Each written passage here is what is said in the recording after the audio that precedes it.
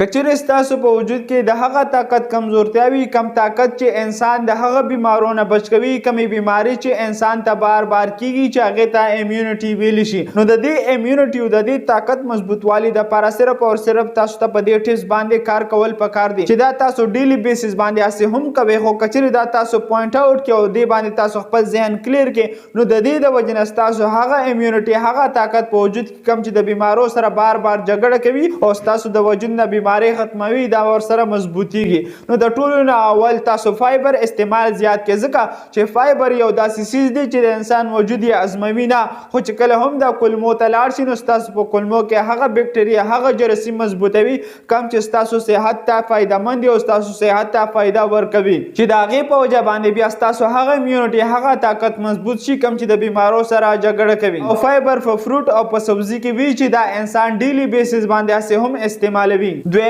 د وټامین ډي استعمال زیات کی، کچری تاسو په وجود کې د وټامین ډي کمی وي نو تاسو د هغه طاقت یعنی د امیونټي کمواله برازي. وټامین ډي د میر د وجه انسان ته فری هم ملاويږي او د دې سپلیمنٹ هم انسان ته ملاويږي چې د دې په وجه باندې انسان د مختلف قسمه بیمارونو بچ کیدی شي.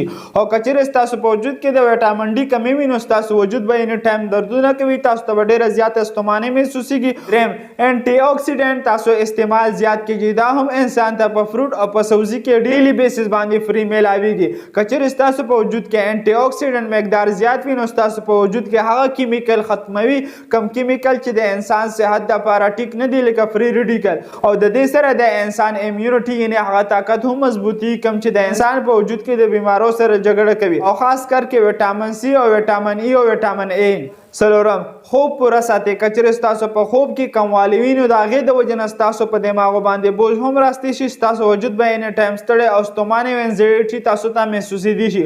او کچر تاسو خوب پورا د دې په وجه تاسو کوم میموري کم دماغ د هم مضبوطيږي، تاسو په وجود کې څومره هم سیلونه چې دي هغه ته نوې ژوندۍ ملا شي چې دا غي په وجه باندې انسان ډیلی بیسس باندې په صحیح طریقه باندې کار کولی شي. زم نمبر تاسو ډیلی بیسس باندې ایکسرسایز کوي، دې سره امیونټي هم سیوا کی او تاسو د وجود نه انزایټي نه تکاوت هم دور کی. کچر تاسو په دماغ باندې بار بار بوج راځي، د ایکسرسایز د وجه هغه هم ختميږي. یا کچر تاسو بلډ پریشر نارمل نه وي، یا تاسو شوګر نه وي، یا تاسو ته د زړه مسله وي، نو ایکسرسایز یو داسې ټیپس دي چې د دې مسلو لپاره هم بهترین ټیپس دي. شپږم ویکسین. کچر انسان ویکسینو کې دغه هم امیونټي یعنی هغه طاقت مضبوطي کم چې د بیمارو سره جګړه کوي. کچر تاسو وایي چې د ویکسین فائدې ډېرې دي یا نقصانات ډېر دي، دغه د کمنټو کې زه تاسو نه غشن انفارمیټیو ویډیو راوړم. کچری دا ویډیو تاسو خوښ شوی د خپل فرند سره شیر کړئ او دا شان میډیکل انفارمیشن لپاره زموږ سره اوسئ. شکریہ، الله حافظ.